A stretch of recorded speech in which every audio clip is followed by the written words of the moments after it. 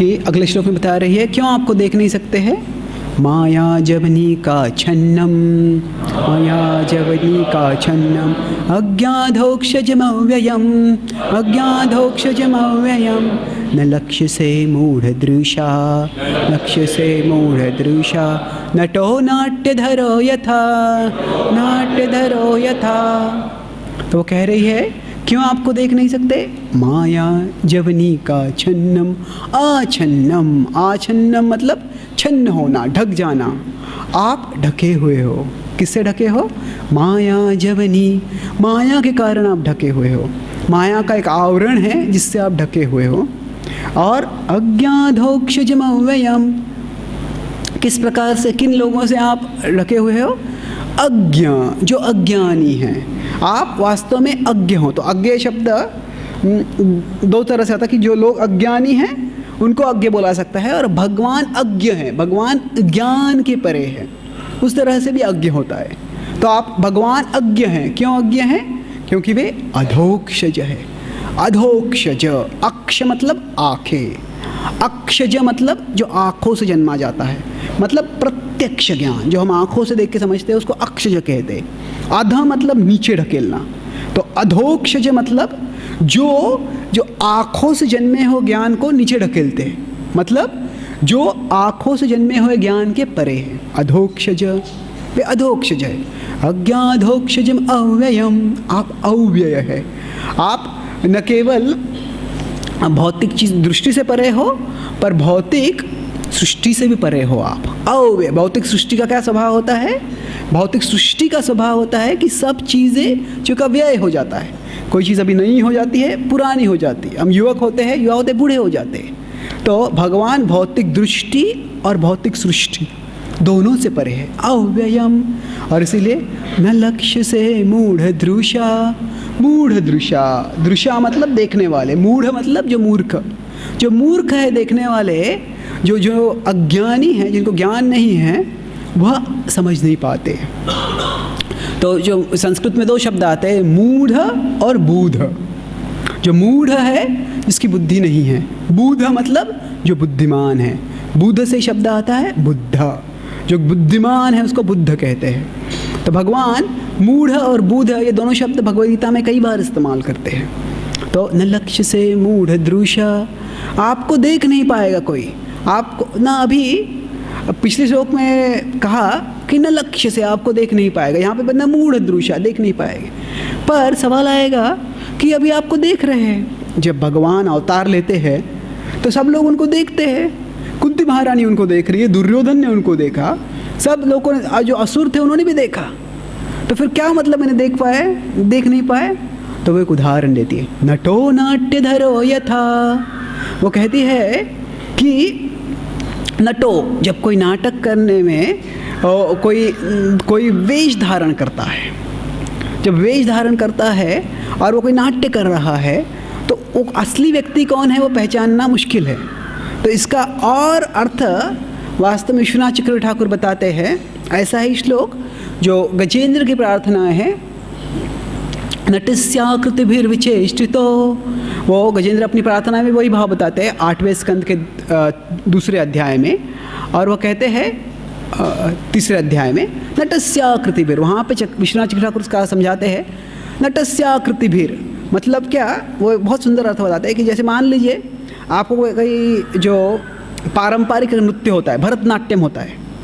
अगर कोई भरतनाट्यम कर रहा है तो कैसे होता है, जो नृत्य कर रहा है या कर रही है, जो व्यक्ति जो वो व्यक्ति अगर हाथ हिलाती है, हाथ हिलाता है, पाँव हिलाते हैं, हाव भाव करते हैं चेहरों पे, तो उससे क्या कर रहे हैं, उससे वो व्यक्ति एक लीला दर्शा रहे हैं। पर अगर मान लीजिए भगवान कृष्ण और यशोदा वो उनकी माखन चोरी की लीला दर्शा रही है, तो फिर यशोदा माई हाथ हिलाएगी, कुछ डंडा दिखाएगी, कृष्ण हाथ हिलाए नहीं, डर जाएंगे। तो वास्तव में अगर किसी को पहले से लीला पता नहीं है तो वो देख रहा है पर समझ नहीं रहा है, वो देख रहा है पर समझ नहीं रहा है। तो जो ऐसे भरतनाट्यम जैसे नृत्य होता है उसको समझने के लिए भी कुछ पूर्व ज्ञान चाहिए। अगर वो पूर्व ज्ञान नहीं है तो हम देख रहे हैं पर देख नहीं रहे हैं। तो उसमें सिर्फ हम चेहरे का हाथ पैर हिला रहे हैं, चेहरे का हाव भाव देख रहे हैं, पर उससे क्या दर्शाया जा रहा है वह हमें समझ में नहीं आएगा। तो ठीक उसी तरह से वे कहते हैं कि प्रभु, अगर आपके बारे में तत्व का ज्ञान नहीं है किसी को, अगर आपका तत्व कोई समझता नहीं है, तो भले ही वह आपकी लीला को देखे, वह लीला को समझ नहीं पाएगा। वह आप क्या कर रहे हैं वह समझ नहीं पाएगा। क्या सोचेगा, ये व्यक्ति क्या है, क्या चल रहा है, वह समझ में नहीं आएगा। बहुत से लोग हैं, हाँ हम सभी भगवान कृष्ण की लीलाओं को जानते थे पहले से। साधारणतः जो हिंदू समाज में तो भगवान कृष्ण की लीला को जानते हैं, पर हम जानते हैं पर जानते नहीं हैं, क्योंकि क्या है वास्तव में ये भगवान है। भगवान इस प्रकार से अद्वितीय लीला कर रहे हैं, वह समझ में नहीं आता है। तो ऐसे बताया जाता है कि विदाउट कृष्ण तत्व कृष्ण लीला इज अम्यूजिंग, विथ कृष्ण तत्व कृष्ण लीला इज अमेजिंग।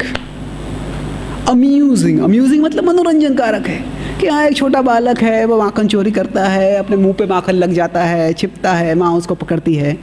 अच्छा, एक अच्छी कहानी है, मनोरंजन के लिए अच्छी है, पर वास्तव में मनोरंजन के लिए इसमें जगत में बहुत सी चीज़ें हैं। भगवान की लीला जो है वो मनोरंजन के लिए नहीं है, वो आत्मरंजन के लिए है। मनोरंजन मतलब वह हम जानते हैं शारीरिक, मानसिक और आध्यात्मिक 3 स्तर है। मनोरंजक मतलब वह भौतिक स्तर पे उस पर आनंद होता है, पर जो आत्मरंजन होता है वो आत्मा के स्तर पे होता है। तो भगवान की लीला मनोरंजन भी मिल सकता है उससे, पर वह केवल मनोरंजन के लिए नहीं है। भगवान की लीलाओं को सिर्फ मनोरंजन के लिए लेना मतलब कैसे है, अगर कोई छोटा बालक है उसको 1000 रुपये का नोट मिल जाए, अभी उसको तो 1000 रुपये क्या है समझ में नहीं आएगा। वो जाता है किसी दुकान में और वो बोला मुझे चॉकलेट चाहिए, और दुकानदार को 1000 रुपये दे देता है, और दुकानदार उसको 1 रुपया दे देता है, 1 चॉकलेट देता है। तो क्या हो गया, अभी 1000 रुपये से 1 चॉकलेट लाना मतलब यह जो मिल सकता है उससे बहुत कम प्राप्त करना है। ठीक उसी तरह से भगवान की लीलाओं से सिर्फ मनोरंजन लेना, हाँ अच्छी कहानी है, मज़ा आ गया सुनने में, वह क्या है, भगवान की लीला से जो हमें प्राप्त हो सकता है, क्या शुद्धिकरण प्राप्त हो सकता है, भगवत प्रेम प्राप्त हो सकता है, उससे हमें शाश्वत आनंद प्राप्त होता है। सारे भवबंधन से मुक्ति मिलके सदैव आनंद मिल सकता है। तो वह जो व्यक्ति मूढ़ दृशा है, जो अज्ञानी है, वह समझ नहीं सकता है।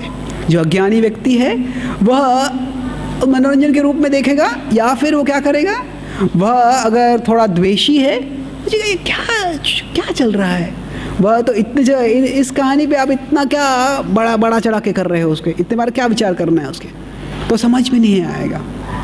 जो दुर्योधन था उसने भगवान को देखा, उसने भगवान के विराट रूप को भी देखा, पर क्या बोला, अरे कृष्ण तुम तो बड़े जादू टोना कर लेते हो, उसमें क्या बड़ी बात है, ऐसे रूप दिखाना क्या है, मैं भी रूप दिखा सकता हूँ।